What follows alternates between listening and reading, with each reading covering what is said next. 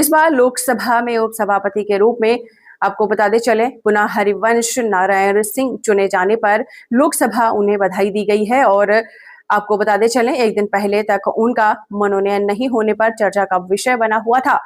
हरिवंश नारायण सिंह इस बार तीसरी बार लोकसभा के उपसभापति चुने गए हैं। और आपको ये भी बता देंगे, कहा जाता है कि पहले वह जनता दल यूनाइटेड से निर्वाचित नहीं होने पर भारतीय जनता पार्टी ने अपना उम्मीदवार बताते हुए राज्यसभा का सांसद बनाया है। और इसे लेकर दरभंगा के भारतीय जनता पार्टी के सांसद डॉक्टर गोपाल जी ठाकुर और राज्यसभा सांसद डॉक्टर धर्मशिला गुप्ता ने बधाई दी है। सांसद गोपाल जी ठाकुर ने कहा है कि जिस तरह उन्होंने पक्ष और विपक्ष के बीच समन्वय बनाकर अपने पद का निष्पक्षता से परिचय दिया और संसदीय मर्यादा के आदर्श उदाहरण स्थापित किए हैं, इसके लिए वह धन्यवाद के पात्र हैं।